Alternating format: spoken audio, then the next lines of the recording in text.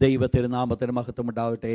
വീണ്ടും ഒരു പ്രാവശ്യം കൂടെ കൃപയാ നമുക്ക് ഒരുമിച്ച് ദൈവത്തിൻ്റെ തിരുപ്പാദപടങ്ങളിൽ ആയിരിക്കാൻ ദൈവമായ കർത്താവ് സഹായിച്ച വിധത്തെ ഓർത്ത് ദൈവത്തെ സ്തുതിക്കുകയും സ്തോത്രം ചെയ്യുകയും ചെയ്യുന്ന ഒരിക്കൽ കൂടെ നമ്മുടെ വിശുദ്ധ കരങ്ങൾ ഉയർത്തിയ ദൈവത്തിന് നന്ദി പറഞ്ഞാട്ട് നമ്മുടെ ചിന്തയിലേക്ക് ഞാൻ വളരെ പെട്ടെന്ന് കടക്കുകയാണ്. നാം ചിന്തിച്ചുകൊണ്ടേയിരിക്കുന്നത് എബ്രായലേഖനം 5-ാം അധ്യായമാണ്, ഹീബ്രൂസ് ചാപ്റ്റർ 5. കഴിഞ്ഞ ദിവസങ്ങൾ നമ്മൾ ചിന്തിച്ചുകൊണ്ടേയിരുന്നത് 1 മുതൽ 3 വരെയുള്ള വാക്യങ്ങളെക്കുറിച്ച് നമ്മൾ ചിന്തിക്കുവാനായിട്ട് ദൈവം 4 വരെയുള്ള വാക്യങ്ങൾ ചിന്തിക്കുവാനായിട്ട് ദൈവമായ കർത്താവ് സഹായിച്ചു. അതിൽ നമ്മൾ പ്രധാനമായിട്ട് നമ്മൾ കണ്ടത് ഒരു മഹാപുരോഹിതൻ്റെ പ്രത്യേകതകൾ, പ്രാധാന്യതകൾ നമ്മൾ ചിന്തിക്കുവാനായിട്ടിടയായി. എന്തുകൊണ്ട് നമ്മൾ ചിന്തിക്കുന്നു? ഇതിൻ്റെ പ്രധാന തലക്കെട്ടെന്ന് പറയുന്നത് യേശു ക്രിസ്തു പഴയ നിയമ മഹാപുരോഹിതനേക്കാൾ വലിയവൻ എന്നുള്ള ഒരു വിഷയമാണ് നമ്മൾ ചിന്തിച്ചുകൊണ്ടേയിരിക്കുന്നത്. പഴയ നിയമ മഹാപുരോഹിതന്മാരെക്കാൾ യേശു വലിയവൻ. എന്തുകൊണ്ട് യേശു വലിയവനായി? പ്രധാനമായിട്ട് മഹാപുരോഹിതൻ്റെ 3 ക്വാളിറ്റി, 3 കാര്യങ്ങളെയാണ് കഴിഞ്ഞ ദിവസങ്ങൾ നമ്മൾ ചിന്തിക്കുവാനായിട്ടിടയായി. 1, നമ്മൾ പറയുവാനിടയായിത്തീർന്നത് മനുഷ്യരുടെ ഇടയിൽ നിന്ന് എടുക്കപ്പെട്ടവനായിരിക്കണം, ഒരു ഹ്യൂമൻ, ഒരു മനുഷ്യനായിരിക്കണം. 2, നമ്മൾ ചിന്തിച്ചു വന്നത് തൻ്റെ സ്വഭാവം, ക്യാരക്ടർ ഡെവലപ്പ് ചെയ്യേണ്ട ആവശ്യമുണ്ട്. എന്താണ് പ്രധാനമായിട്ട് സ്വഭാവം എന്ന് പറയുന്നത്? ദൈവം ആഗ്രഹിക്കുന്ന കമ്പാഷനേറ്റ്, അനുതാപം ഉള്ള ഒരു ഹൃദയം. 3, നമ്മൾ കണ്ടത് കോൾഡ് ബൈ ഗാഡ്, ദൈവത്താൽ വിളിക്കപ്പെട്ടവനായിരിക്കണം. കഴിഞ്ഞ 2 ദിവസങ്ങൾ കൃപയാൽ നമുക്ക് ആ പ്രത്യേകമായിരിക്കുന്ന വചനത്തിൽ നിന്നുകൊണ്ട് ചിന്തിക്കുവാനാണ് ദൈവമായി കർത്താവ് സഹായിച്ചു. ഇന്ന് രാത്രിയിൽ അടുത്ത വിഷയത്തിലേക്ക് നമ്മൾ കടക്കുകയാണ്. അതിനാധാരമായിട്ട് ആരെങ്കിലും ഒരാൾ ശബ്ദമുയർത്തി 5 മുതൽ 10 വരെയുള്ള വാക്യങ്ങൾ ശബ്ദമുയർത്തി വായിച്ചാട്ട്. 5-ാമത്തെ വാക്യം മുതൽ എബ്രായലേഖനം 5-ാം അധ്യായം 5 മുതൽ 10 വരെയുള്ള വാക്യങ്ങൾ.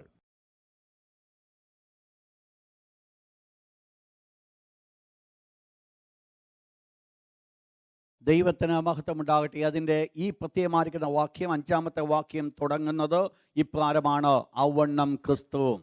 അപ്പോൾ തുടർന്ന് കർത്താവായ യേശുവിൻ്റെ പൗരോഹിത്യ ശുശ്രൂഷയുടെ പ്രാധാന്യത, അഹരോനേക്കാൾ എന്തുകൊണ്ട് യേശു മെച്ചപ്പെട്ട് നിൽക്കുന്നു, എന്തുകൊണ്ടാണ് യേശു ശ്രേഷ്ഠനായി തീർന്നത് എന്നുള്ളത്, അത് തുടങ്ങിയാണ് ഔവണ്ണം ക്രിസ്തുവും എന്ന് പറഞ്ഞാൽ മുകളിൽ പറഞ്ഞിരിക്കുന്ന കാര്യങ്ങളെ വെച്ചുകൊണ്ട് താഴോട്ട് കടന്നു വന്നിട്ട് പറയുകയാണ്, കർത്താവായ യേശുവും പഴയ നിയമ പുരോഹിതന്മാരെക്കാൾ വ്യത്യസ്തമായിട്ടല്ല ആയിരുന്നത്, പിന്നെയോ അവരെ പോലെയാണോ യേശുവായിരുന്നത് എന്ന് പറഞ്ഞാൽ, പഴയ നിയമത്തിൽ അഹരോനെ പുരോഹിത ശുശ്രൂഷകന് വിളിച്ചപ്പോൾ അത് ഒരു മനുഷ്യനിൽ നിന്നായിരുന്നു. 2, അവൻ്റെ ക്യാരക്ടർ, സ്വഭാവം ആവശ്യമായിരുന്നു. 3, ദൈവത്താൽ വിളിക്കപ്പെട്ടുവെങ്കിൽ. ഇവിടെ അപ്പോസ്തലനായ പൗലോസ് വീണ്ടും പറയുകയാണ്, ഈ 3 കാര്യങ്ങളും അരമനാഥനാകുന്ന യേശുവിൻ്റെ ജീവിതത്തിലുണ്ടായിരുന്നു. യേശു ക്രിസ്തുവിൻ്റെ മഹാപൗരോഹിത്യ ശുശ്രൂഷ 5-ാമത്തെ വാക്യം വീണ്ടും ഒരിക്കൽ കൂടെ ഒന്ന് വായിച്ചാട്ട്. ഔവണ്ണം ക്രിസ്തുവും മഹാപുരോഹിതനാകുവാനുള്ള മഹത്വം സ്വതവേ എടുത്തിട്ടില്ല. കർത്താവായ യേശു മഹാപുരോഹിതനാകുവാനുള്ള മഹത്വം സ്വതവേ എടുത്തില്ല എന്ന് പറഞ്ഞാൽ, കർത്താവായ യേശു ക്രിസ്തു സ്വയമായി ഏറ്റെടുത്തൊരു ശുശ്രൂഷയല്ല മഹാപൗരോഹിത്യ ശുശ്രൂഷ എന്ന് പറയുന്നത്.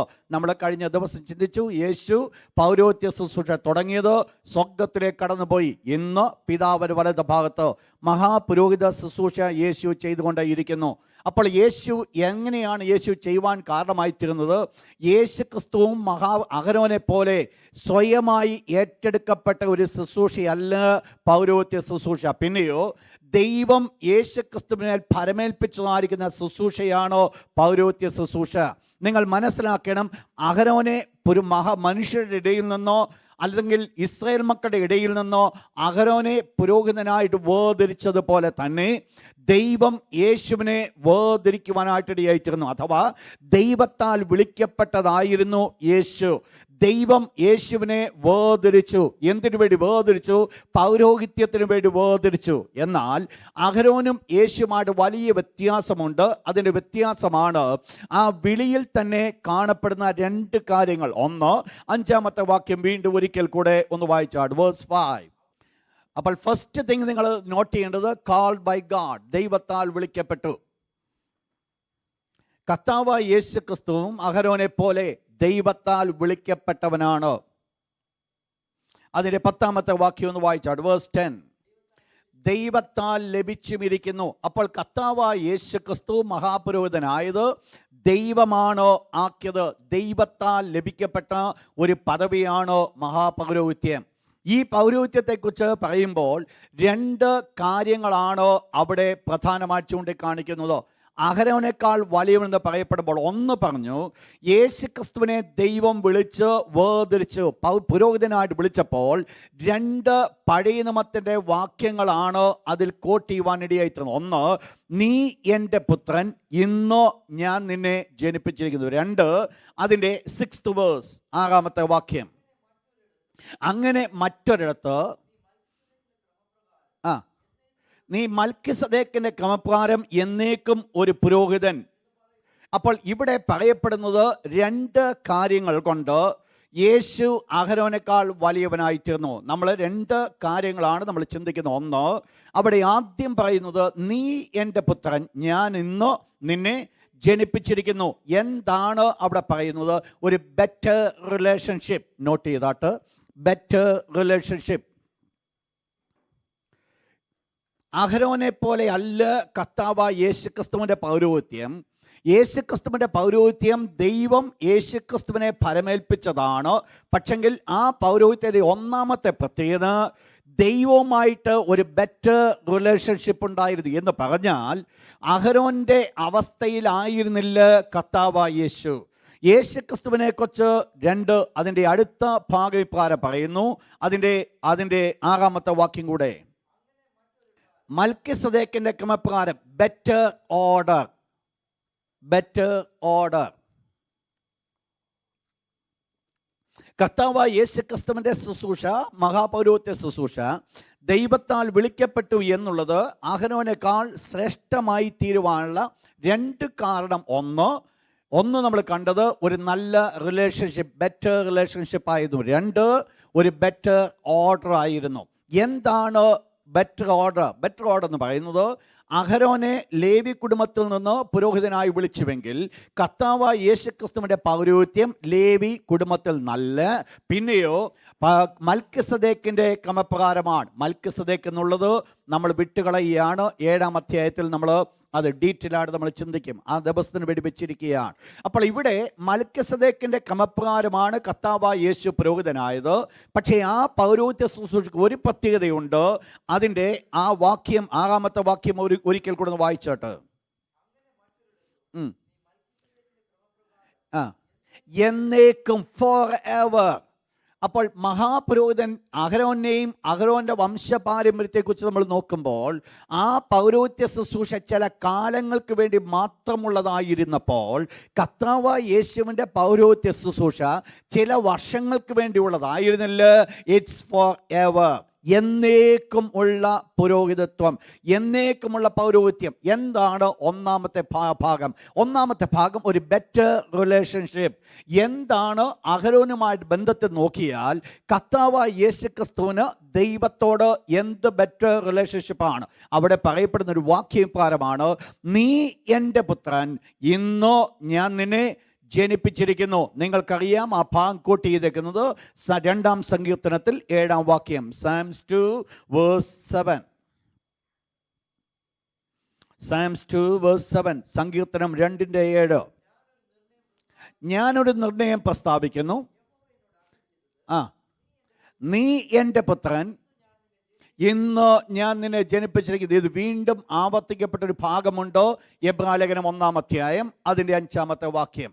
യേശു ദൂതന്മാരെക്കാൾ വലിയവൻ എന്ന് പറയപ്പെട്ടപ്പോൾ അന്ന് നമ്മൾ ചിന്തിച്ചു സാധിക്കുന്ന ഒരു കാര്യമാണ്, യേശുക്രിസ്തു ദൈവത്തിൻ്റെ പുത്രനായിരുന്നു. അങ്ങനെയെങ്കിൽ എന്താണ് അഹരോനും യേശുക്രിസ്തുവുമായിട്ടുള്ള വ്യത്യാസം? നമ്മൾ മനസ്സിലാക്കണം.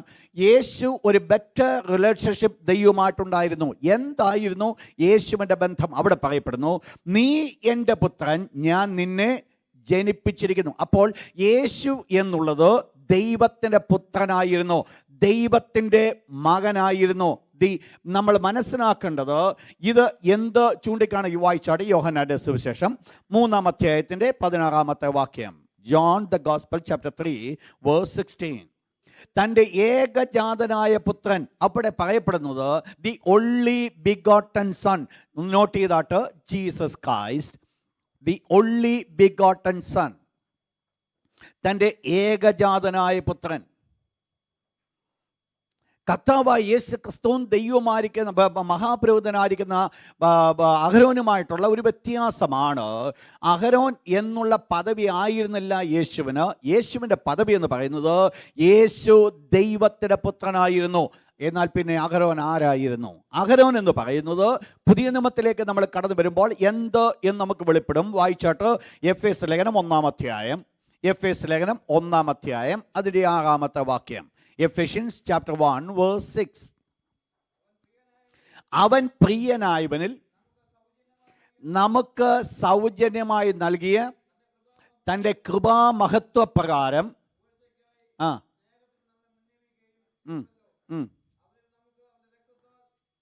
അതിൻ്റെ മുകളിലത്തെ വാക്യം അതിൻ്റെ 5 കൂടെ വായിച്ചാട്ട് അവനിൽ തിരഞ്ഞെടുക്കുകയും തിരുഹിതത്തിൻ്റെ പ്രസാദപ്രകാരം യേശുക്രിസ്തു മുഖാന്തരം നമ്മെ ദത്തെടുക്കേണ്ടതിന്, അണ്ടർലൈൻ ദാറ്റ് വേഴ്സ്, ദത്തെടുക്കുക. Adopted children. നമ്മൾ മനസ്സിലാക്കേണ്ട 2 വേർഡുകൾ നമ്മൾ മനസ്സിലാക്കേണ്ടത് ഇവിടെയാണ്.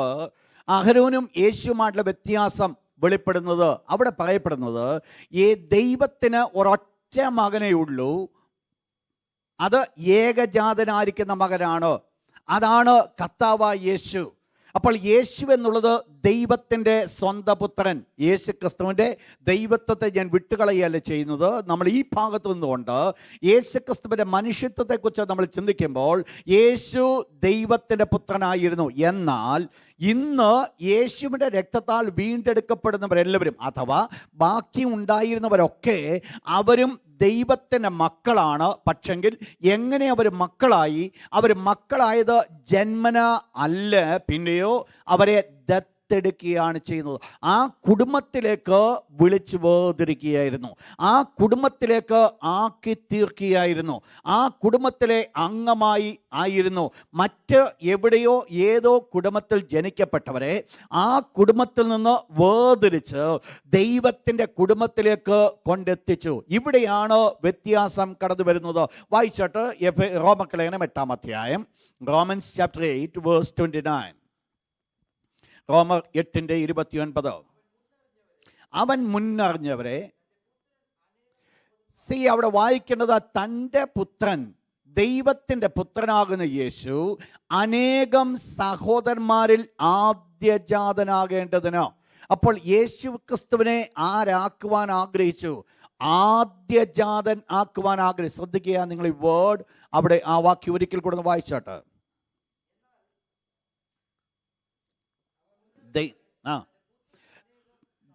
അവൻ മുന്നറിഞ്ഞവരെ ദൈവം തൻ്റെ പുത്രൻ, ദൈവത്തിൻ്റെ പുത്രനെ കുറിച്ച് പറഞ്ഞിട്ട് പറയുകയാണ് അനേകം സഹോദരന്മാരിൽ ആദ്യജാതനാകേണ്ടതിനോ. അപ്പോൾ അനേകം സഹോദരന്മാരിൽ ഈ ദൈവത്തിൻ്റെ പുത്രനാകുന്ന യേശു ആരായിത്തീർന്നു? ആദ്യജാതൻ എന്ന് പറഞ്ഞാൽ അതിൻ്റെ പിന്നാലെ ആരുണ്ട്? ഒരു ആദ്യജാതൻ എന്ന് പറഞ്ഞു കഴിഞ്ഞാൽ അതിൻ്റെ അർത്ഥം തന്നെ പിന്നെയും മക്കളുണ്ട്. അപ്പോൾ ഇവിടെ അതിന് പിന്നാലെ ഉള്ള മക്കളെക്കുറിച്ച് പറയുമ്പോൾ യേശു ആരായി തീർന്നു? ആദ്യജാതനായി തീർന്നു.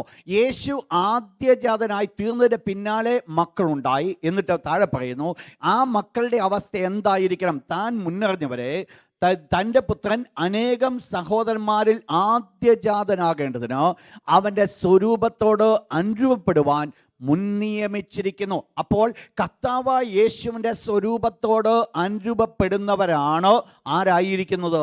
ദൈവത്തിൻ്റെ മക്കളായിരിക്കുന്നു, ദൈവത്തിൻ്റെ മകനും മകളുമായിരിക്കുന്നത്. കർത്താവായ യേശുവിൻ്റെ സ്വരൂപത്തോട് അനുരൂപപ്പെടുക എന്ന് പറഞ്ഞാൽ ദൈവം അതിനാണ് നമ്മെ വിളിച്ചിരിക്കുന്നത്. എന്നാൽ നമ്മൾ ഒന്ന് മനസ്സിലാക്കണം, നമ്മൾ വാസ്തവത്തിൽ ആരുടെ മക്കളല്ലായിരുന്നു? ദൈവത്തിൻ്റെ മക്കളല്ലായിരുന്നു. പിന്നെയോ നമ്മൾ പ്രകൃതിയാൽ നമ്മൾ ആരായിരുന്നു? കോപത്തിൻ്റെ മക്കൾ, ജാതിയായിരുന്നു. എന്നാൽ ആ അവസ്ഥയിൽ നിന്ന് യേശു എൻ്റെ രക്തം കൊണ്ട് ദൈവം നമ്മെ എന്ത് ചെയ്തു? ദത്തെടുക്കുവാനായിട്ട് തീർന്നു. അങ്ങനെയെങ്കിൽ നമ്മൾ മനസ്സിലാക്കണം, നമ്മളെന്ന് പറയുന്നത് അഡോപ്റ്റഡ് ചിൽഡ്രൻ ആണ്. ഈ ലോകത്തിൽ ആദാമിൻ്റെ പാപം കൊണ്ട് പാപത്തിന് കീഴിൽ കിടന്നതായിരിക്കുന്ന മനുഷ്യൻ ആരെങ്കിലും ദൈവത്തിൻ്റെ അടുക്കിലേക്ക് അടുക്കപ്പെട്ടിട്ടുണ്ടെങ്കിൽ, ദൈവത്തിൻ്റെ അടുക്കിലേക്ക് കടന്നു വന്നിട്ടുണ്ടെങ്കിൽ, അവരെല്ലാവരും ദൈവം അവരെ അഡോപ്റ്റ് ചെയ്തിരിക്കുന്ന മക്കളാക്കി വെച്ചിരിക്കുകയാണ്. എന്നാൽ യേശു ക്രിസ്തുവിൻ്റെ പദവി അതല്ല. യേശു ദൈവത്തിൻ്റെ അഡോപ്റ്റഡ് ചൈൽഡ് ആയിരുന്നില്ല. യേശു എന്ന് പറയുന്നത് ദൈവത്തിൻ്റെ പുത്രനായിരുന്നു. രണ്ട് തമ്മിൽ അഹരോൻ ആരായിരുന്നു? ദൈവം വേർതിരിച്ച് തൻ്റെ കുടുംബത്തിലേക്ക് ആക്കി തീർത്തവൻ. ഇല്ലായിരുന്നുവെങ്കിൽ അഹരോന് ഈ ദൈവമായിട്ട് യാതൊരു ബന്ധവുമില്ല. ഒരു പ്രത്യേകമായിരിക്കുന്ന ഉടമ്പടിയിൽ കൂടെ, അബ്രഹാമിന് കൊടുത്തായിരിക്കുന്ന ഒരു കൽപ്പനയിൽ കൂടെ, അത് തുടർന്ന് ദൈവം കൊടുത്ത ന്യായപ്രമാണത്തിൽ കൂടെ അഹരോനെ ദൈവം ആരാക്കി? തൻ്റെ മകനാക്കി മാറ്റി. നിങ്ങൾക്കറിയാം, പുറപ്പാട് പുസ്തകം 19-ാം അധ്യായത്തിൽ ദൈവപ്രകാരം പറയുന്നു, നിങ്ങൾ എൻ്റെ വചനം അനുസരിക്കുന്നുവെങ്കിൽ ഞാൻ നിങ്ങളെ കൈക്കൊണ്ട് നിങ്ങൾ എനിക്ക് പുത്രന്മാരും പുത്രിമാരുമായിരിക്കും. അപ്പോൾ ദൈവത്തിൻ്റെ മക്കളായിരുന്നു പഴയ നിയമ വിശുദ്ധന്മാരെന്ന് പറയുന്നത്.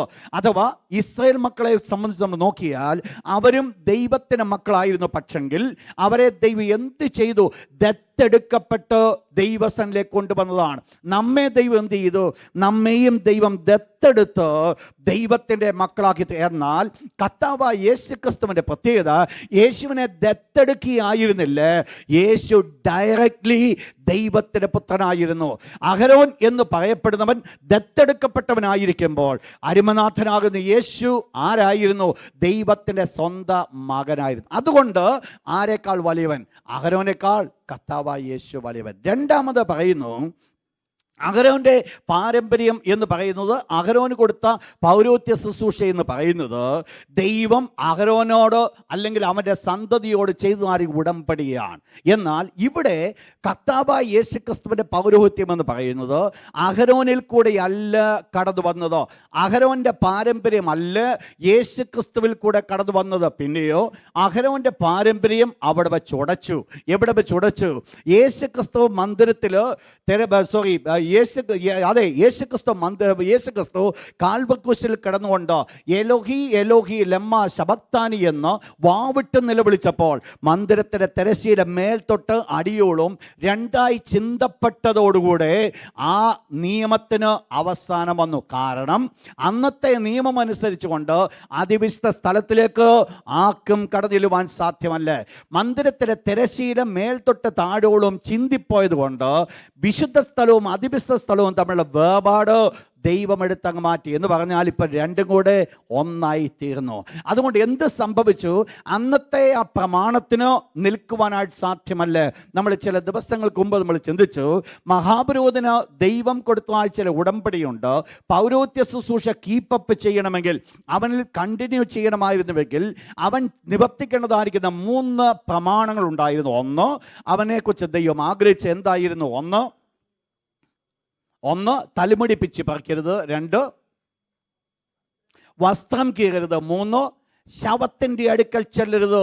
അവസാനമായിട്ട് നമ്മൾ കാണുന്നത് കർത്താവായ യേശുവിനോട് മഹാപുരോഹിതൻ ചോദിക്കുന്ന ചോദ്യമുണ്ട്, നീ വന്യനായവൻ്റെ പുത്രനായ ക്രിസ്തുവോ എന്ന് ചോദിക്കുന്ന ചോദ്യത്തിൻ്റെ വേളയിൽ യേശു പറഞ്ഞ് ഞാൻ ആകുന്നുവെന്ന് പറഞ്ഞപ്പോൾ മഹാപുരോഹിതൻ തൻ്റെ വസ്ത്രം കൂടെ വലിച്ചു കീറി. എന്ന് പറഞ്ഞാൽ ദൈവം ആ പൗരോഹിത്യ ശുശ്രൂഷയെ ഫുൾ സ്റ്റോപ്പ് ഇടുവാൻ ആഗ്രഹിച്ചപ്പോൾ നിങ്ങൾ മനസ്സിലാക്കണം, ദൈവത്തിന് ഒരിക്കലും ദൈവം വെച്ചിരിക്കുന്ന നിയമത്തിൽ നിന്ന് പിന്നോട്ട് പോകുവാൻ പറ്റത്തില്ല. ദൈവം ഒരിക്കലും താൻ വെച്ച് കാണിക്കുന്ന വ്യവസ്ഥയിൽ നിന്നോ പിന്നോട്ട് പോകുവാൻ പറ്റത്തില്ല. പിന്നെ ദൈവം എന്തെങ്കിലും ചെയ്യണമെന്നുണ്ടെങ്കിൽ മറു സൈഡിലുള്ളവർ ആ ഉടമ്പടി ലംഘിച്ചെങ്കിൽ മാത്രമേ പറ്റത്തുള്ളൂ. ഇവിടെ എന്ത് സംഭവിച്ചു? അഹരോനെ സംബന്ധിച്ച് അഹരോൻ്റെ കുടുംബത്തിലേക്ക്, ലേവി കുടുംബത്തിലേക്ക് നമ്മൾ കടന്നു വരുമ്പോൾ ആ പൗരോഹിത്യ നിയമം ഇവർ ഉടയ്ക്കുവാനായിട്ട് കാരണമായി തീർന്നു. ഇവരത് ലംഘിച്ചത് കൊണ്ട് ദൈവം അവരുമായിട്ടുള്ള പ്രമാണത്തിന് ഒരു വിരാമമിട്ടു. എന്നിട്ട് ഒരു പുതിയൊരു പ്രമാണത്തിലേക്ക് കടന്നു വന്നു. എന്ത് പ്രമാണമായിരുന്നു അവിടെ പറയപ്പെടുന്നത്? മൽക്കിസദേക്കിൻ്റെ ക്രമപ്രകാരം നീ എന്നേക്കും ഒരു പുരോഹിതൻ. മൽക്കിസദേക്കിൻ്റെ ക്രമപ്രകാരം എന്തായിരുന്നു ആ പ്രത്യേകത? ഈ അഹരോൻ്റെ പാരമ്പര്യം, പൗരോഹിത്യ ശുശ്രൂഷ എന്ന് പറയുന്നത് ചില വർഷം കൊണ്ട് അവസാനിക്കുമെങ്കിൽ അഹരോൻ്റെ പൗരോഹിത്യ ശുശ്രൂഷ ഈ മൽക്കിസദേക്കിൻ്റെ പൗരോഹിത്യ ശുശ്രൂഷയ്ക്ക് പിൻഗാമിയായിട്ട് കടന്നു വന്ന യേശുക്രിസ്തുവിൻ്റെ പൗരോഹിത്യ ശുശ്രൂഷ ചില വർഷത്തേക്കുള്ളതായിരുന്നില്ല, എന്നേക്കുമുള്ളതായി എന്ന് പറഞ്ഞാൽ നിത്യതയോളം നിൽക്കുന്നതായിരിക്കുന്ന ശുശ്രൂഷയായിരുന്നു കർത്താവായ യേശുക്രിസ്തുവിന് കിട്ടിയത്. എവിടുന്ന് കിട്ടി? ഇത് ആ മൽക്കിസദേക്കിൻ്റെ ക്രമപ്രകാരമാണ്. അതുകൊണ്ട് എന്ത് സംഭവിച്ചു? അഹരോന്റെ പൗരോഹിത്യ ശുശ്രൂഷ ചില വർഷം കൊണ്ട് അവസാനിക്കുന്നതാകുന്നുവെങ്കിൽ കർത്താവായ യേശുക്രിസ്തുവിൻ്റെ പൗരോഹിത്യ ശുശ്രൂഷ എന്നേക്കും നിലനിൽക്കുന്നതായതുകൊണ്ട് അഹരോനേക്കാൾ കർത്താവായ യേശു വലിയവൻ. അപ്പോൾ ദൈവമാണ് ഈ പദവി കൊടുത്തത്, ദൈവമാണ് യേശുക്രിസ്തുവിനെ വിളിച്ചത്, ദൈവമാണ് ഈ മഹത്വം യേശുവിനെ പരമേൽപ്പിച്ചത്. ദൈവത്താൽ കൊടുക്കപ്പെട്ട ഒരു പദവിയായിരുന്നു ഇത്. എന്നാൽ ഈ പദവി ദൈവം കൊടുത്തപ്പോൾ യേശുക്രിസ്തു അഹരോനേക്കാൾ വലിയവനായി തീർന്നു. നെക്സ്റ്റ് നമ്മൾ ചിന്തിക്കുന്ന ഭാഗത്തിലേക്ക് കടന്നു വരുമ്പോൾ അവിടെ കാണുന്നത് രണ്ടാമത് കർത്താവായ യേശുക്രിസ്തുവിൻ്റെ ഹ്യൂമാനിറ്റിയെ അവിടെ ചൂണ്ടിക്കാണിക്കുകയാണ്. അതിൻ്റെ 7-ാമത്തെ വാക്യം ഒന്ന് വായിച്ചാൽ, വേഴ്സ് 7. നിങ്ങൾ വളരെ ശ്രദ്ധിച്ച് പഠിക്കേണ്ട ഒരു വാക്യമാണിത്. വളരെ ഡീപ്പ് മീനിങ് ഉള്ളൊരു ഭാഗമാണ്. നിങ്ങൾ മനസ്സിലാക്കണം, ഇവിടെ കർത്താവായ യേശുക്രിസ്തുവിൻ്റെ ജീവിതത്തെക്കുറിച്ച് അപ്പോസ്തലനായ പൗലോസ് പറയുകയാണ്. എന്താ അവിടെ പറയുന്നത്? ക്രിസ്തു തൻ്റെ ഐഹിക ജീവകാലത്ത് എന്ന് പറഞ്ഞാൽ ഈ ലോകത്തിൽ യേശു ജനിച്ചപ്പോൾ, ഈ ലോകത്തിൽ യേശു ജീവിച്ചു വന്നപ്പോൾ എന്താ യേശു ചെയ്തത്? ക്രിസ്തു തൻ്റെ ഐഹിക കാലത്ത് എന്ത് ചെയ്തു? അവിടെ പറയപ്പെടുന്ന വേർഡ് ഇപ്രകാരമാണ്: തന്നെ മരണത്തിൽ നിന്ന് രക്ഷിപ്പാൻ കഴിയുന്നവനോട് ഉറച്ച നിലവിളിയോടും കണ്ണുനീരോടും കൂടെ അപേക്ഷയും അഭയാചന കഴിക്കുകയും ഭയഭക്തി നിമിത്തം ഉത്തരം ലഭിക്കുകയും ചെയ്തു. നിങ്ങൾ മനസ്സിലാക്കണം, കർത്താവായ യേശുക്രിസ്തു ഉത്തരം പ്രാപിച്ചപ്പോൾ അതിന് 3 കാര്യങ്ങൾ യേശു ചെയ്യേണ്ടതായിട്ട് വന്ന് ശ്രദ്ധിക്കണേ. കർത്താവായ യേശുക്രിസ്തുവിന് ഉത്തരം ലഭിക്കേണ്ടി വന്നപ്പോൾ, ദൈവത്തിൻ്റെ പക്കൽ നിന്ന് ഉത്തരം പ്രാപിക്കേണ്ടി വന്നപ്പോൾ 3 കാര്യങ്ങൾ കർത്താവായ യേശു ചെയ്യേണ്ടതായിട്ട് വന്നു. ഒന്ന് അവിടെ പറയുകയാണ്, അവൻ തൻ്റെ ഐഹിക ജീവകാലത്ത് തന്നെ മരണത്തിൽ നിന്ന് രക്ഷിപ്പാൻ കഴിയുന്നവനോട്. അപ്പോൾ ഇത് ഏതുമായിട്ടുള്ള ബന്ധത്തിലാണോ എന്നുള്ളത് നമുക്കറിയാം. യേശുക്രിസ്തുവിൻ്റെ മരണവുമായിട്ടുള്ള ബന്ധം എന്ന് പറഞ്ഞാൽ ഗത്സമന തോട്ടത്തിൽ വെച്ചുള്ള യേശുക്രിസ്തുവിൻ്റെ ദൈവമായിരിക്കുന്ന ഒരു ബന്ധത്തെയാണ് ഇതിൻ്റെ പശ്ചാത്തലമായിട്ട് നമ്മൾ കാണുന്നത്. നിങ്ങൾ മനസ്സിലാക്കണം, ഒരു വലിയ പ്രതിസന്ധിയുടെ നടുവിൽ കർത്താവായ യേശുവായിരിക്കുക. ചുരുങ്ങിയ ചില മിനിറ്റുകളുണ്ട്, സമയങ്ങൾ കൊണ്ട് ഈ ലോകം വിട്ടുപോകുന്നതായിരിക്കുന്ന ഒരവസ്ഥ, ക്രൂശിക്കപ്പെടുന്നത് വ്യക്തമായിട്ട് മനസ്സിലാക്കിക്കൊണ്ട് യേശുക്രിസ്തു ഗത്സമന തോട്ടത്തിൽ ഇരുന്നുകൊണ്ട് ദൈവത്തോട് നിലവിളിക്കുകയാണ്. എന്താണ് നിലവിളിക്കുന്നത്? എൻ്റെ ദൈവമേ, നീ എന്നെ ഇതിൽ നിന്ന് ഒന്ന് വിടുവിക്കണം. നമ്മൾ ആ വിഷയത്തിലേക്ക് കടന്നു വരുന്നു. ദൈവമേ, നീ എന്നെ വിടുവിക്കണം. നിങ്ങൾ മനസ്സിലാക്കണം, കർത്താവായ യേശുക്രിസ്തുവിൻ്റെ മുൻപിൽ ഒരു പ്രശ്നം കടന്നു വന്നപ്പോൾ, യേശുവിൻ്റെ മുൻപിൽ ഒരു പ്രയാസം കടന്നു വന്നപ്പോൾ യേശു മിണ്ടാതിരുന്ന് ദൈവത്തെ സ്തുതിക്കുകയല്ല ചെയ്തത്. ദൈവത്തിൻ്റെ വിശുദ്ധ വചനം പറയുന്നു, അവൻ കണ്ണുനീരോടുകൂടെ അവൻ നിലവിളിക്കുവാനായിട്ടിടയായിരുന്നു. ദൈവത്തിൻ്റെ മക്കളെ നമ്മൾ മറന്നു കളയരുത്. ഇന്ന് ഒരു പുതിയ തിയറി കടന്നു വന്നിട്ടുണ്ട്. ഏത് കാര്യത്തിനും ഒന്നും ചെയ്യേണ്ട കാര്യമില്ല, ജസ്റ്റ് കരമുയർത്തി ദൈവത്തെ സ്തുതിച്ചാൽ മതി. എന്നാൽ ദൈവത്തിൻ്റെ വിശുദ്ധ വചനത്തിൽ നിന്നുകൊണ്ട് ഞാൻ ഓർപ്പിക്കട്ടെ, ദൈവം തൻ്റെ മക്കളെ വിളിച്ചിരിക്കുന്നത് ചോദിപ്പീൻ എന്നാൽ നിങ്ങൾക്ക് കിട്ടും. ചിലത് നമ്മൾ ചോദിക്കുവാൻ ദൈവം ആഗ്രഹിക്കുന്നുണ്ട്, ചിലത് ദൈവത്തെ സ്തുതിക്കുമ്പോൾ നമ്മൾ കിട്ടും. എന്നാൽ ഒന്ന് മനസ്സിലാക്കണം, ദൈവത്തിൻ്റെ അരുളപ്പാട് ലഭിച്ച് ദൈവത്തിൻ്റെ ആത്മാവിനാൽ നയിക്കപ്പെടുന്നത് പോലെ ചെയ്തെങ്കിൽ മാത്രമേ അനുഗ്രഹം കാണുവാൻ സാധിക്കുകയുള്ളൂ. യെരിഹോ കോട്ടയുടെ മുൻപിൽ നിന്നിട്ട് നീ നിലവിളിക്കേണ്ട കാര്യമില്ല, നീ ചെങ്കടലിന്റെ മുൻപിൽ ഇരുന്നിട്ട് നീ നിലവിളിക്കേണ്ട കാര്യമില്ല. കാരണം നിനക്കൊരു വാഗ്ദത്തം ലഭിച്ചിട്ടുണ്ട്. വാഗ്ദത്തം ലഭിച്ചവൻ വാഗ്ദത്തം കരങ്ങൾ മുൻപോട്ട് നീട്ടുക എന്നുള്ളതാണോ ദൈവം ആഗ്രഹിക്കുന്നത്? ശ്രദ്ധിച്ചവര്, മനസ്സിലാക്കിയവര് കരങ്ങൾ ഉയർത്തി ദൈവത്തിന് ഹല്ലേലൂയ പറഞ്ഞാട്ട്. ഞാൻ പറഞ്ഞു വന്ന വിഷയം ഇതാണ്. ഇക്കരെ യെരിഹോ കോട്ടയുടെ മുൻപിൽ നിൽക്കുന്നവർ അവർ കരഞ്ഞുകൊണ്ട് നിൽക്കേണ്ട ഒരു സമയമല്ല. ചെങ്കടലിൻ്റെ മുൻപിൽ നിൽക്കുന്നവർ കരഞ്ഞുകൊണ്ട് നിൽക്കുന്ന ഒരു സ്ഥലമല്ല, കരഞ്ഞുകൊണ്ട് നിൽക്കേണ്ട സമയമല്ല. പിന്നെ അവരെന്ത് ചെയ്യേണ്ടതാ? അവർ ചെയ്യേണ്ടത് മോശയോട് ദൈവം ഇപ്രകാരം പറഞ്ഞു, മോശേ, നീ എന്തിനോ ഇങ്ങനെ നിലവിളിക്കുന്നു? നിന്റെ കയ്യിലിരിക്കുന്ന വടി നീ നീട്ടോ. ദൈവം മോശയിൽ കൂടെ ആ സമയത്ത് എക്സ്പെക്ട് ചെയ്തതോ കയ്യിലിരിക്കുന്ന വടി നീട്ടാൻ എന്ന് പറഞ്ഞാൽ ദൈവം മോശയ്ക്ക് കൊടുത്ത അധികാരത്തെ വിനിയോഗിക്കുവാനാണ് പറഞ്ഞത്. ഇസ്രായേൽ മക്കള് യെരിഹോവിൻ്റെ മുമ്പിൽ നിൽക്കുമ്പോൾ ദൈവം അവരോട് പറഞ്ഞത് നിങ്ങൾ കരഞ്ഞോട് നടക്കുവാൻ പറഞ്ഞില്ലേ? ദൈവം പറഞ്ഞത് നിങ്ങൾ ആർപ്പിട്ട് ദൈവത്തെ സ്തുതിക്കുക. എന്തിനാ ആർപ്പിടുന്നത്? നിങ്ങളൊന്ന് മുൻപിൽ കാണുക ഈ യെരിഹോ മതിൽ വീഴുന്നത്. ഇതിൻ്റെ വീഴ്ചയെ നിങ്ങൾ മുൻപിൽ കണ്ടുകൊണ്ട് നിങ്ങൾ ദൈവത്തെ സ്തുതിക്കുക. നിങ്ങൾ മനസ്സിലാക്കണം, രണ്ടും രണ്ട് പ്രത്യേക വിഷയങ്ങളാണ്, രണ്ടും ഒന്നല്ല. ഒന്ന്, ദൈവം കൽപ്പിച്ചത് മോശയോട് പറഞ്ഞത് നിന്റെ അധികാരം നീ യൂസ് ചെയ്യുക, ഈ ചെങ്കടൽ രണ്ടായിട്ട് വിഭാഗിക്കപ്പെടും. എന്നാൽ ഇവിടെ ഇസ്രായേൽ മക്കളോട് ദൈവം കൽപ്പിച്ചത് നിന്റെ അധികാരം വിനിയോഗിക്കുവാനല്ല. പിന്നെയോ ദൈവം പറഞ്ഞത് ഓൾറെഡി ദൈവം നിനക്കൊരു വാഗ്ദത്തം തന്നിട്ടുണ്ട്, ദൈവത്തിൻ്റെ വാഗ്ദത്തം നിന്നിലുണ്ട്, നീ ആ വാഗ്ദത്തത്തെ മുൻപിൽ കണ്ടുകൊണ്ട് ദൈവത്തെ സ്തുതിക്കുവാൻ പറഞ്ഞു. കരയേണ്ട. നിങ്ങൾ മനസ്സിലായോ ഞാൻ പറഞ്ഞു വന്നത് മനസ്സിലായോ? രണ്ട് ഡിഫറെൻറ്റ് വിഷയങ്ങളാണ്. ആക്ട് ചെയ്യേണ്ടത് പല വിധത്തിലാണ്. നമ്മൾ എല്ലായിടത്തും എല്ലാം ചെയ്യുന്നതിന് ഒരു മെത്തേഡ് അല്ല ദൈവം ആഗ്രഹിക്കുന്നത്. ഇത് എന്ത് ആക്കേ മനസ്സിലാകത്തുള്ളൂ, ഇത് ദൈവാത്മാവിനാൽ നയിക്കപ്പെടുന്നവക്കെ മനസ്സിലാകത്തുള്ളൂ, ദൈവത്തിൻ്റെ ആലോചന നിൽക്കുന്നവക്കെ മനസ്സിലാകത്തുള്ളൂ. ഇസ്രായേൽ മക്കൾക്ക് അറിയത്തില്ലായിരുന്നു ഈ ചെങ്കടിന് മുമ്പിൽ നിൽക്കുമ്പോൾ വടിയാ നീട്ടുന്നതെന്നുള്ളത് അവർക്കറിയത്തില്ല. എന്നാൽ ദൈവാത്മാവിനാൽ നയിക്കപ്പെടുന്ന മോശയ്ക്കറിയാം ഈ സ്ഥലത്ത് ഞാൻ ചെയ്യേണ്ടത് വടി നീട്ടുക എന്നുള്ളതാ.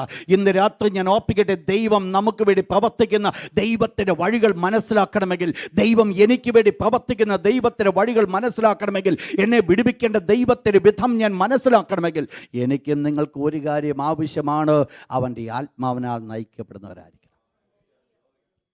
ഏത് കാര്യത്തിനും ഒരേ രീതിയിൽ ചെയ്യുന്നതല്ല ദൈവത്തിൻ്റെ വഴി. ദൈവത്തിന് ഓരോന്നിനും ഓരോ പ്രത്യേകതയുണ്ട്. എന്നാൽ ഞാൻ പറഞ്ഞു വന്നത് ഈ രണ്ട് രീതിയിലുമല്ല ഇവിടെ കർത്താവായ യേശുവിൻ്റെ ജീവിതത്തിൽ സംഭവിച്ചത്. യേശു അധികാരം വിനിയോഗിച്ചിട്ടുണ്ട്. കുരുടനോട് പറഞ്ഞു നീ സൗഖ്യമാകുക, ചെകിടനോട് പറഞ്ഞു നീ സൗഖ്യമാകുക, കുഷ്ഠരോഗിയോട് പറഞ്ഞു നീ സൗഖ്യമാകുക. ഇതെല്ലാം അധികാരം വിനിയോഗിച്ച് അക്ഷരികമാണ് നടന്നു. എന്നാൽ തൻ്റെ വ്യക്തിപരമായ ജീവിതത്തിലേക്ക് കടന്നു വന്നപ്പോൾ യേശു എന്ത് ചെയ്യേണ്ടതായിട്ട് വന്നു? ദൈവ സന്നിധാനത്തിൽ യേശു എന്ത് ചെയ്തു? രണ്ട് വേർഡ് അവിടെ പറയപ്പെടുന്നത്. ഒന്ന്, ഉറച്ച നിലവിളിയോടുകൂടെ. എൻ്റെ പ്രിയപ്പെട്ടവരെ ഞാൻ ഓർപ്പിക്കട്ടെ, വിടുതലിൻ്റെ കരങ്ങൾ ദൈവം വ്യാപരിപ്പിക്കുന്നത്, വിടുതലിൻ്റെ ശക്തി ദൈവം വ്യാപരിപ്പിക്കുന്നത് ഒന്നാമത് നടക്കേണ്ടത് ഈ ഉറക്ക കരച്ചിലാണ്. അതിന് പറ്റിയ സൗകര്യം നോക്കണം, പറ്റിയ സമയം നോക്കണം, പറ്റിയ ഇടം നോക്കണം. ഇടം നോക്കിക്കൊണ്ട് ദൈവത്തിൻ്റെ സന്നിധിയിൽ വാവിട്ട് നിലവിളിക്കുവാൻ സാധിക്കുമെങ്കിൽ ദൈവത്തിൻ്റെ അത്ഭുതത്തിൻ്റെ കരങ്ങൾ അവിടെ കാണുവാൻ സാധിക്കും. ഇവിടെ കർത്താവായ യേശു എന്ത് ചെയ്തു? തൻ്റെ ജീവിതത്തിൽ നിന്ന് ഒരു വിടുതൽ താൻ ആഗ്രഹിച്ചപ്പോൾ യേശു ചെയ്തത് ഉറക്കെ അവൻ നിലവിളിച്ചു. പ്രിയപ്പെട്ടവരെ, യേശു തൻ്റെ ജീവിതത്തിൻ്റെ ആവശ്യതയുടെ ഉറക്ക നിലവിളിച്ചുവെങ്കിൽ എനിക്കും നിങ്ങൾക്കും എത്രത്തോളം ഉറക്ക നിലവിളി ആവശ്യമാണ്. ഉറക്ക നിലവിളി മാത്രമല്ല, അവിടെ പറയപ്പെടുന്ന നെക്സ്റ്റ് വേർഡ് ഉറച്ച നിലവിളിയോടും കണ്ണുനീരോടും. നിങ്ങൾ മനസ്സിലാക്കണം, യേശു ക്രിസ്തു ഗത്സമന തോട്ടത്തിൽ ചെലവഴിക്കപ്പെട്ട സമയം, ആ സമയം എന്ന് കണ്ണുനീരിൻ്റെ സമയങ്ങളാണ്. നിങ്ങൾക്കറിയാം, അവസാനം തൻ്റെ ശരീരത്തിൽ നിന്ന് വിയർപ്പ് തുള്ളികൾ രക്തത്തുള്ളികളായി മാറ്റപ്പെടുന്ന രീതിയിൽ യേശു ക്രിസ്തുവിൻ്റെ ശരീരം അത്രമാത്രം അതിശ്രദ്ധയോടുകൂടെ അതിൻ്റെ കാരണമെന്ന് യേശു ക്രിസ്തുവിൻ്റെ കോൺസെൻട്രേഷൻ, പ്രത്യേകിച്ച് ആ ഒരു ലെവലിലേക്ക് ദൈവം തൻ്റെ അടുക്കലിരുന്ന് ദൈവത്തോട് യാക്കോബ് മല്ല് പിടിച്ച ഒരു അനുഭവത്തിൽ ആയിത്തീർന്ന ഒരു അനുഭവത്തിലാണ് യേശു ആയിരുന്നത്. വളരെ ദൂരത്ത് നിൽക്കുന്ന ഒരു ദൈവത്തെ അല്ല യേശു അന്നേരം കാണുന്നത്, വളരെ സമീപത്തുള്ളവൻ. എന്താ വിഷയം? വളരെ ശ്രദ്ധയോടുകൂടെ എന്ന് പറഞ്ഞാൽ അതിൻ്റെ നടുവിൽ നിൽക്കുന്ന യാതൊരു ശക്തിയുമില്ല, ഉറച്ച നിലവിളിയോടും കണ്ണുനീരോടും. അപ്പോൾ ഈ രണ്ട് കാര്യങ്ങൾ യേശു ചെയ്തു. അതുകൊണ്ടാണ് ഉത്തരം ലഭിച്ചത്? അല്ല. പിന്നീട് എന്താവശ്യമായിരുന്നു? അതിൻ്റെ താഴെ പറയുന്നു, ഭയഭക്തി നിമിത്തം ഉത്തരം ലഭിച്ചു എന്ന് പറഞ്ഞാൽ ഇതിനു മുൻപ് എന്താ ഉണ്ടായിരുന്നു?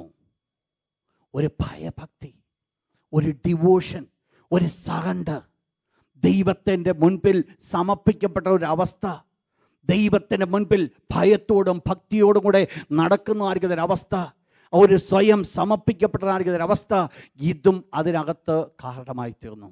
എന്ന് പറഞ്ഞാൽ ദൈവം ഉത്തരം യേശുക്രിസ്തുവിന് കൊടുത്തപ്പോൾ ഈ 3 കാര്യങ്ങൾ ഉണ്ടാകേണ്ടത് ആവശ്യമായിരുന്നു. നമ്മളിലേക്ക് ഞാൻ കടന്നു വരുമ്പോൾ കർത്താവായ യേശുക്രിസ്തു നിങ്ങൾ പ്രധാനമായിട്ട് 3 സ്ഥലത്ത് കണ്ണുനീർ ഒഴുക്കിയതായിട്ട് വേദപുസ്തകം പഠിപ്പിക്കുന്നു. 3 സ്ഥലങ്ങളിൽ യേശു കണ്ണുനീർ ഒഴുക്കി. 1 John the gospel chapter 11 verse 35 and 38. നിങ്ങൾ മനസ്സിലാക്കണം, ലാസറിൻ്റെ സംഭവത്തെക്കുറിച്ച് ഇവിടെ പറയുന്നത്. നിങ്ങൾ ഒന്ന് ചിന്തിച്ചോണം. യേശുക്രിസ്തുവിന് വ്യക്തമായിട്ട് അറിയാം യേശു എന്ത് ചെയ്യുവാൻ പോകുന്നു. ഈ ലാസർ കല്ലറയ്ക്കകത്ത് കിടക്കുവാനല്ല പോകുന്നത്, അവൻ എഴുന്നേൽക്കുവാൻ പോകുന്നത് യേശുവിന് അറിയാം. അവിടുന്ന് തീരുമാനിച്ചു വന്നതാ. ശിഷ്യന്മാരോട് യേശു പറഞ്ഞു ലാസർ ഉറങ്ങുക. അവർ പറഞ്ഞു ഉറങ്ങുകയല്ല, ഉറങ്ങിയാണ് കിടന്ന് ഉറങ്ങിക്കോട്ടെ, സൗഖ്യം വന്നു. യേശു പറഞ്ഞു അല്ല, ഞാനവനെ ഉണർത്താൻ പോവുക. അന്നേരം യേശുവിനറിയാൻ താൻ എന്ത് ചെയ്യുവാൻ പോകുന്നു എന്നുള്ള യേശുവിനറിയാം. എങ്കിലും യേശു ഈ കല്ലറയുടെ മുൻപിൽ കടന്നു വന്നപ്പോൾ യേശു എന്ത് ചെയ്തു? നിങ്ങൾ മനസ്സിലാക്കണം, യേശുക്രിസ്തുവിന് അറിയാം താൻ എന്താ ചെയ്യാൻ പോകുന്നത്. എന്താ ചെയ്യാൻ പോകുന്നത്? ഈ ലാസർ എഴുന്നേൽക്കാൻ പോവുക. പിന്നീട് എന്തിനാ യേശു കല്ലറയ്ക്കിൽ നിന്ന് കരഞ്ഞേ? നമ്മൾ ഈ ശുശ്രൂഷയ്ക്ക് ചെല്ലുകയാണെങ്കിൽ നമ്മളിന്ന് കരയുമോ? കരയോ? കരയും.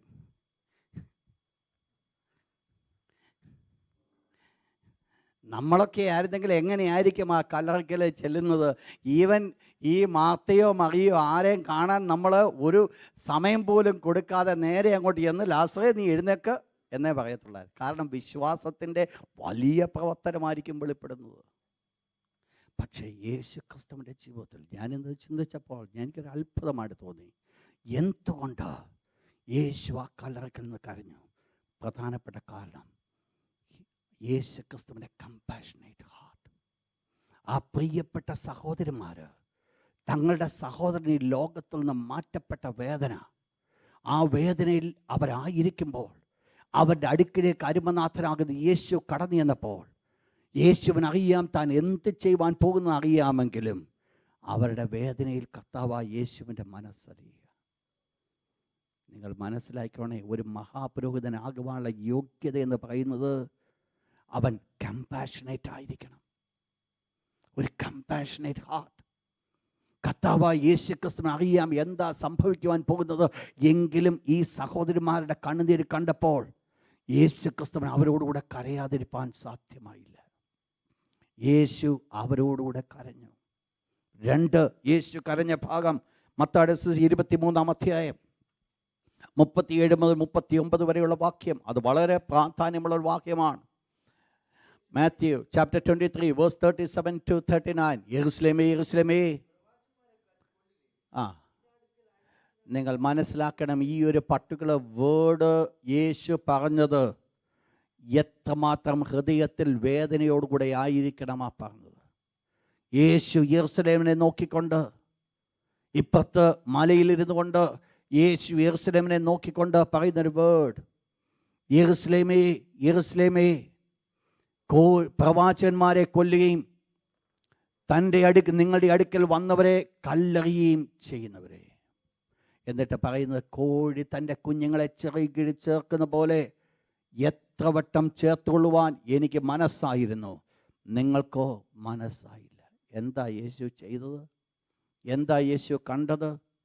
തന്നെ അവഗണിക്കുന്നൊരു കൂട്ടം, തന്നെ ക്രൂശിക്കുവാൻ ആഗ്രഹിക്കുന്നൊരു കൂട്ടം, തന്നെ ഉപദ്രവിക്കുവാൻ ആഗ്രഹിക്കുന്നൊരു കൂട്ടത്തെ യേശു കണ്ടുകൊണ്ട് നാളുകൾക്ക് ശേഷം അവരുടെ ജീവിതത്തിൽ കടന്നു പോകാൻ പോകുന്ന വലിയ അപകടത്തെ യേശു മുൻപിൽ കണ്ട് അവർക്ക് വേണ്ടി യേശു മനസ്സലിഞ്ഞു. നിങ്ങൾ ശ്രദ്ധിച്ചോണം ഞാൻ ഈ പറഞ്ഞ വേർഡ്.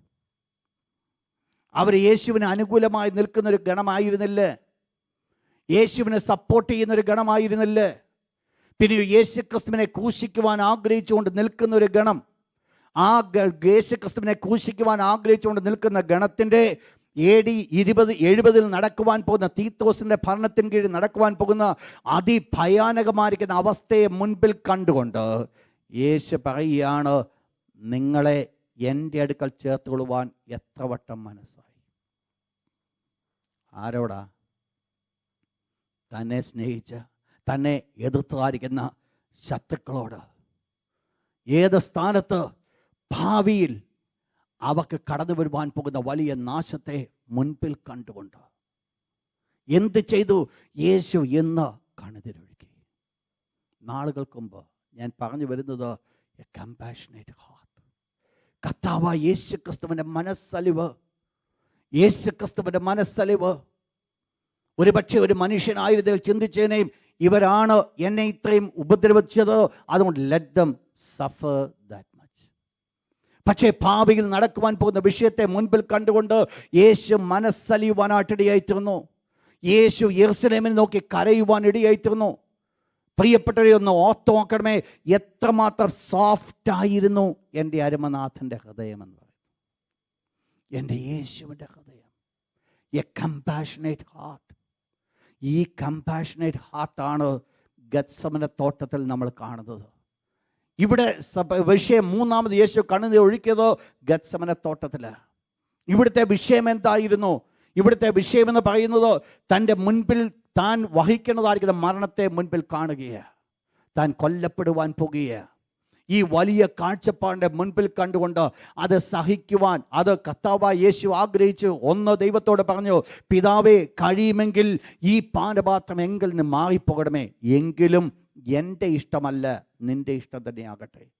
ദൈവത്തിൻ്റെ ഇഷ്ടത്തിന് വേണ്ടി മരിക്കുവാൻ തക്കണം ഏൽപ്പിച്ചു കൊടുത്തൊരു യേശു. എൻ്റെ വിഷയം അവിടെയല്ല. ഈ യേശു എന്ത് ചെയ്തു? തൻ്റെ വ്യക്തിപരമായ ജീവിതത്തിൻ്റെ ആവശ്യങ്ങൾക്ക് വേണ്ടി ഉറക്കം നിലവിളിക്കുവാൻ കാരണമായി തീർന്നു. വാവിട്ട യേശു നിലവിളിച്ചു. ഒരു മടിയും കർത്താവായ യേശുവിനില്ലായിരുന്നു. ഇതുകൊണ്ടായിരിക്കാം ഒരുപക്ഷെ യേശു തൻ്റെ ശിഷ്യന്മാരെ ഒരു കല്ലേർ ദൂരത്തോളം മാറ്റിയിരുത്തിയിട്ട് ഇങ്ങിപ്പുറത്ത് വന്നിരുന്നത്. കാരണം എനിക്ക് എൻ്റെ ഉള്ളം ദൈവസന്നിധിയിൽ നിന്ന് തുറക്കണം, എൻ്റെ ദൈവത്തോട് എൻ്റെ കാര്യമൊന്ന് പറയണം, എൻ്റെ വേദന എൻ്റെ ദൈവത്തോടൊന്ന് പറയണം, എൻ്റെ ബുദ്ധിമുട്ട് എൻ്റെ ദൈവത്തോട് പറയണം. ആ ഒരു വലിയ ആഗ്രഹത്തോടു കൂടെ മറ്റാരെങ്കിലും എൻ്റെ അടുത്തുണ്ടെങ്കിലോ എനിക്ക് അത്രയും ഫ്രീനെസ് എടുക്കുവാൻ സാധ്യമല്ല. എന്നാൽ ഞാൻ ദൈവ സന്നിധാനത്തിൽ എൻ്റെ ഉള്ളം മുഴുവനത് പകരുവാൻ പോകുകയാണ്. അരുമനാഥനാകുന്ന യേശു ചെയ്തതാ. യേശു തൻ്റെ ഉള്ളത്തെ പകരുവാൻ ഇടയായിത്തീർന്നു. നിങ്ങൾക്കറിയാം, യേശു ക്രിസ്തുവിൻ്റെ പ്രാർത്ഥന എന്ന് പറയുന്നത് ഉത്തരം ലഭിച്ച പ്രാർത്ഥന. 7 പ്രധാനപ്പെട്ട പോയിന്റുകൾ ആ പ്രാർത്ഥനയ്ക്കകത്ത് ഉണ്ടായിരുന്നു. ഞാനത് ആ പോയിന്റുകൾ മാത്രം ഞാൻ പറഞ്ഞുതരാം, നിങ്ങളത് നോട്ട് ചെയ്യുക. യേശു ക്രിസ്തുവിൻ്റെ ഈ ഗത്സമന തോട്ടത്തിലെ പ്രാർത്ഥന, ആ പ്രാർത്ഥനയ്ക്കകത്ത് 7 പ്രാർത്ഥന. എനിക്ക് തോന്നുന്നു BTH ക്ലാസ്സുകാർ അത് ഒരിക്കൽ ഞാൻ പറഞ്ഞു കൊടുത്തത്, അവർക്കൊരു ഹോംവർക്കൊക്കെ ഇട്ട വിഷയമാണ്. അതിൽ ഒന്നാമത്തെ പ്രത്യേകത, the first one, a lonely prayer, ഏകാന്തതയുള്ള പ്രാർത്ഥന. കർത്താവായ യേശു ക്രിസ്തുവിൻ്റെ ഗത്സമന തോട്ടത്തിലെ പ്രാർത്ഥനയുടെ 7 പ്രത്യേകതകൾ. 1, ഏകാന്തതയുടെ പ്രാർത്ഥന. ജീവിതത്തിൽ പ്രതികൂലങ്ങൾ കൂടെ കടന്നു പോകുമ്പോൾ ദൈവമക്കൾ മനസ്സിലാക്കണം, ഇതാണ് ഏറ്റവും നല്ല മാർഗം, ഏകാന്തതയുടെ പ്രാർത്ഥന. എന്തായിരുന്നു യേശു ചെയ്തത്? തൻ്റെ 11 ശിഷ്യന്മാരെ കൂടെ കൂട്ടിക്കൊണ്ട് പോയി 8 പേരെ ഒരു സ്ഥലത്തിരുത്തി, വീണ്ടും 3 പേരെ കൂടെ കൂട്ടിക്കൊണ്ട് പോയി. അവരെ അവിടെ ഇരുത്തിയിട്ട് ഒരു കല്ലേർ ദൂരത്തോളം യേശു ഒറ്റയ്ക്ക് പോയി അവിടെ ദൈവത്തോട് പ്രാർത്ഥിച്ചു. 2, ഇറ്റ്സ് എ ഹംബിൾ പ്രയർ, താഴ്മയുള്ള പ്രാർത്ഥന. എന്താ അവിടെ അതിൻ്റെ വിഷയം? എന്നാ? He fell on his face, തൻ്റെ മുഖം നിലത്തടിച്ചു, നിലം വരെ കുനിച്ചു. തൻ്റെ മുഖം കുനിച്ച്. 3, ഫിലിയേൽ പ്രയർ, ഫിലിയേൽ FLIAL. എന്താണ് ഫിലിയേൽ? ഒരു പുത്രത്വത്തെ വിളിച്ചുകൊണ്ട്, കോൾഡ് അബ്ബാ ഫാദർ, എൻ്റെ പിതാവേ. വെറുതെ അല്ല യേശു പ്രാർത്ഥിച്ചത്. ആരോട് പ്രാർത്ഥിച്ചു? പിതാവേ. ആ ഒരു relationship, it's a filial prayer.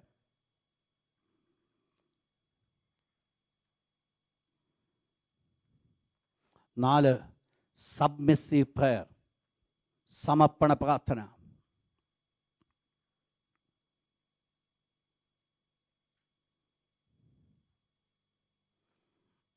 5, it's a preserving prayer, തുടർമാനമായ പ്രാർത്ഥന, ഉത്തരം കിട്ടുന്നത് വരെ പ്രാർത്ഥിച്ചു. Preserving prayer. 2 മിനിറ്റ് പ്രാർത്ഥിച്ച് അവസാനിപ്പിക്കുകയല്ലായിരുന്നു. ഇറ്റ്സ് എ പ്രിസേർവിംഗ് പ്രയർ, തുടർമാനമായിട്ട് ഉത്തരം ലഭിക്കുമ്പോഴും. നിങ്ങൾക്കറിയാം, കർത്താവായ യേശുവിന് ഉത്തരം ലഭിച്ചിട്ടാണ് യേശു അവിടെ എഴുന്നേൽക്കുന്നത്. Next, 6, prayer of resignation. എൻ്റെ ഇഷ്ടമല്ല അങ്ങയുടെ ഇഷ്ടം. തന്നെ തൻ്റെ സെൽഫിനെ റിസൈൻ ചെയ്തു. A prayer of resignation. 7th one, answer received prayer. ഉത്തരം ലഭിച്ച പ്രാർത്ഥന. എന്ത് സംഭവിച്ചു? യേശു ക്രിസ്തുവിൻ്റെ മൂന്നാമത് പ്രാർത്ഥിച്ച സമയത്ത് യേശുവിന് എന്ത് സംഭവിച്ചു? ദൈവം തൻ്റെ ദൂതനെ അയച്ചു. എന്ത് ചെയ്യാൻ വേണ്ടി? യേശുവിനെ ശക്തിപ്പെടുത്തുവാൻ. ശ്രദ്ധിച്ചോണേ, നിങ്ങൾ ആ വേർഡ് നിങ്ങളൊന്ന് മനസ്സിലാക്കണേ. ലൂക്ക് ചാപ്റ്റർ 21, ഒരു 2-3 മിനിറ്റ് കൂടെ. ലൂക്ക് ചാപ്റ്റർ 22, 22, അതിൻ്റെ 43-44 വാക്യം ഒന്ന് വായിച്ചാണ്. There is a mystery in it. മൂന്നാമത് പ്രാർത്ഥിക്കുന്ന സമയത്താണ് അവനെ ശക്തിപ്പെടുവാൻ ദൈവം സ്വർഗ്ഗത്തിൽ നിന്ന് ഒരു ദൂതൻ അവന് പ്രത്യക്ഷനായി. എന്നിട്ട് പിന്നെ എപ്പോൾ? പിന്നെ ദൂതൻ പ്രത്യക്ഷനായതിനു ശേഷം. എന്തിനാ ദൂതൻ പ്രത്യക്ഷനായത്? അവനെ ശക്തിപ്പെടുത്തുവാൻ. ആ ശക്തിപ്പെടുത്തിയത് കൊണ്ട് എന്ത് സംഭവിച്ചു? നെക്സ്റ്റ് എഫക്റ്റ് പറയുന്നു. പിന്നെ എന്ത് ചെയ്തു? അവൻ അതിശ്രദ്ധയോടുകൂടെ നിങ്ങൾ മനസ്സിലാക്കണം. വാസ്തവത്തിൽ ഈ ദൂതൻ ശക്തിപ്പെടുത്തിയത് കൊണ്ട് യേശു ക്രിസ്തുവിൻ്റെ പ്രാർത്ഥന നെക്സ്റ്റ് ലെവലിലേക്ക് എൻറ്റർ ചെയ്യുകയായിരുന്നു. ഒരു വലിയ സത്യം ഞാൻ നിങ്ങളോട് ഓർപ്പിക്കട്ടെ. നിങ്ങളുടെ പ്രശ്നം എത്ര വലുതാണ്, അത്രത്തോളം ഒരു സമർപ്പണവും അത്രത്തോളം ഒരു നിലവിളിയായിരിക്കും നിങ്ങൾക്ക് ആവശ്യമായിരിക്കും. പ്രശ്നം ചെറുതാണെങ്കിൽ ചിലപ്പോൾ ഈസിയായിട്ട് അങ്ങ് രക്ഷപ്പെട്ടിരുന്നിരിക്കും. പ്രശ്നം വലുതാകുന്നുവെങ്കിൽ അതിനനുസരിച്ച് ഒരു പ്രാർത്ഥനയും ഒരു പ്രവർത്തനവും അവിടെ ആവശ്യമാണ്. കർത്താവായ യേശു ക്രിസ്തുവിൻ്റെ ജീവിതത്തിൽ മരണമാണ് മുൻപിൽ. യേശു ക്രിസ്തുവിന് വേണ്ടത് മരണം മാറ്റപ്പെടുക എന്നുള്ളതല്ല. യേശുവിന് വേണ്ട ഒറ്റ കാര്യമാണ്, ഈ മരണത്തെ എനിക്ക് അതിജീവിക്കണം. എങ്ങനെ? എനിക്ക് ശക്തിപ്പെടണം. നിങ്ങൾ മനസ്സിലാക്കണം, എന്ത് ശക്തിയായിരിക്കും ദൂതൻ ചെന്ന് കൊടുത്തത്? തൻ്റെ ശരീരത്തിന് എക്സ്ട്രാ ഓർഡിനറി പവർ കൊടുത്തെന്നല്ല അതിൻ്റെ അർത്ഥം. പിന്നെയോ താന് ഏത് പ്രതികൂലങ്ങൾ കൂടെ കടന്നു പോകുവാനും തൻ്റെ അകമയുള്ള മനുഷ്യനെ ബലപ്പെടുത്തുവാനായിട്ട് കാരണമായി തീർന്നു. അതാണ് മുൻപിൽ ഈ സകല വേദനയും സഹിക്കുവാൻ കാരണമായി തീർന്നത്. നിങ്ങൾ മനസ്സിലാക്കണം, മരണവേദന പോലെ ഉള്ളം ദുഃഖിതമായി തീർന്നു. യേശു ക്രിസ്തുവിൻ്റെ കാൽവക്രൂശിലെ മരണത്തിന് മുൻപായിട്ട് തന്നെ എന്താണ് സംഭവിക്കേണ്ടത്? അതിൻ്റെ അക്ഷരീയമായിരിക്കുന്ന ഒരു നിവർത്തനം, അല്ലെങ്കിൽ അതിൻ്റെ ഒരു പ്രവർത്തനത്തിൻ്റെ ഒരു നിവർത്തനമാണോ തൻ്റെ ജീവിതത്തിൽ കടന്നു വന്നത്? മരണത്തിൻ്റെ വേദന എന്തെന്നുള്ളത് യേശു നന്നായിട്ട് മനസ്സിലാക്കി. എൻ്റെ വിഷയം അവിടെയല്ല. ക്രിസ്തു തൻ്റെ ഐഹിക ജീവകാലത്ത് തന്നെ മരണത്തിൽ നിന്ന് രക്ഷിപ്പാൻ കഴിയുന്നവനോട് ഉറക്ക നിലവിളിയോടും കണ്ണുനീരോടും കൂടെ അപേക്ഷയും അഭയാചന കഴിക്കുകയും ഭയഭക്തി നിമിത്തം ഉത്തരം ലഭിച്ചു. അതുകൊണ്ട് എന്ത് ലഭിച്ചു? യേശു ക്രിസ്തു എന്തുണ്ടായിരുന്നു? അവൻ്റെ കണ്ണുനീര് വെളിപ്പെടുത്തുന്നത് അവനും ഒരു കമ്പാഷനേറ്റ്. മഹാപുരോഹിതനെ പോലെ മഹാപുരോഹിതൻ കമ്പാഷനേറ്റ് ആയത് നമ്മൾ ദൈവം അനുവദിക്കുന്ന അടുത്ത ക്ലാസ് ചിന്തിക്കും. മഹാപുരോഹിതൻ കമ്പാഷനേറ്റ് ആയത് തനിക്ക് ലഭിച്ച എന്തോ ഒരു ഗുണം കൊണ്ടല്ല, തൻ്റെ ഓൺ വീക്ക്നെസ് കൊണ്ടാണ്. തൻ്റെ പാപം കൊണ്ടാണ് താൻ മറ്റുള്ളവരോട് കരുണ കാണിക്കുവാൻ കാരണമായി തീർന്നത്. പാപമില്ലായിരുന്നെങ്കിൽ കരുണ കാണിക്കത്തില്ല, താനും ബലഹീനതായത്. എന്നാൽ കർത്താവായ യേശുവിൻ്റെ ജീവിതത്തിൽ അതല്ല. യേശു ക്രിസ്തുവിൻ്റെ ജീവിതത്തിൽ പാപമില്ലായിരുന്നിട്ടും യേശു മനസ്സലിവുള്ളവനായി. ഇന്ന് രാത്രി ഞാൻ ഓർപ്പിക്കട്ടെ, ഈ മനസ്സലിവുള്ള കർത്താവിനൊരു മാറ്റം വന്നിട്ടില്ല. യേശു ഇന്നലെയും ഇന്നും എന്നേക്കും അനന്യനായിട്ടുണ്ടെങ്കിൽ അന്ന് യേശു മാർത്തയുടെ മറിയുടെ മുൻപിൽ ഹൃദയം നൊന്ത് വേദന കൊണ്ട് നിലവിളിച്ചുവെങ്കിൽ ഇന്ന് രാത്രി ഓർപ്പിക്കട്ടെ പ്രിയപ്പെട്ടവരെ, എൻ്റെയും നിങ്ങളുടെ ഭാരത്തിന് വേണ്ടി എനിക്കും നിങ്ങൾക്ക് വേണ്ടി നല്ലൊരു മഹാപുരോഹിതൻ സ്വർഗ്ഗത്തിൽ പിതാവിൻ്റെ വലതുഭാഗത്ത് ഉണ്ട് എന്നുള്ളത് ഞാൻ ഓർപ്പിക്കുക. എൻ്റെ വേദന എന്തെന്നവൻ നന്നായിട്ട് അറിയുന്നു, എൻ്റെ ഭാരം എന്തെന്നവൻ നന്നായിട്ട് അറിയുന്നു, എൻ്റെ കണ്ണുനീര് എന്തെന്നവൻ നന്നായിട്ട് അറിയുന്നു. എത്രമാത്രം അവൻ എനിക്ക് വേണ്ടി മനസ്സലിയുന്നു. ദൈവത്തിൻ്റെ വിശുദ്ധ വചനം യെരമ്യാവിൽ കൂടെ ദൈവപ്രകാരം പറയുന്നുണ്ട്, നിങ്ങളുടേതായിരിക്കുന്ന അനുസരണക്കേട് നിമിത്തം ഞാനും നിങ്ങളോടുകൂടെ കരയും. എൻ്റെ ദൈവം എന്നോടുകൂടെ കരയുന്ന ദൈവം. പ്രിയപ്പെട്ട ദൈവത്തിൻ്റെ മക്കളെ, ഒന്ന് നോക്കണമേ, എന്നെ വിടുവിക്കുവാൻ ദൈവത്തിന് മനസ്സുണ്ട്, എന്നെ സഹായിപ്പാൻ ദൈവത്തിന് മനസ്സുണ്ട്. കഴിഞ്ഞ ചില ദിവസങ്ങൾക്ക് മുമ്പ് നമ്മൾ ചിന്തിച്ചു, കർത്താവായ യേശുവോടെ മനസ്സലിഞ്ഞിട്ടുണ്ട്, അവിടെ അത്ഭുതം നടന്നിട്ടുണ്ട്, അവിടെ ദൈവത്തിൻ്റെ പ്രവൃത്തി നടന്നിട്ടുണ്ട്. അതുകൊണ്ട് ഇന്ന് രാത്രി ഓർപ്പിക്കട്ടെ, നമുക്ക് വേണ്ടി അഹരോനേക്കാൾ വലിയൊരു ശ്രേഷ്ഠ മഹാപുരോഹിതൻ സ്വർഗ്ഗത്തിൽ ദൈവത്തിന്റെ അടുക്കൽ നമുക്കുള്ളത് കൊണ്ട് നമുക്കൊരു ധൈര്യമുണ്ട്. എൻ്റെ പ്രയാസങ്ങളിനെ സഹായിപ്പാൻ കഴിവുള്ളവൻ, എൻ്റെ ഭാരങ്ങളവൻ മനസ്സലിയുന്നവൻ. കണ്ണുകൾ അടച്ചാട് കർത്താവിൻ്റെ പരിശുദ്ധ മുഖത്തേക്ക് കണ്ണുകളും തിരിച്ചുകൊണ്ട് ഹല്ലേലൂയ.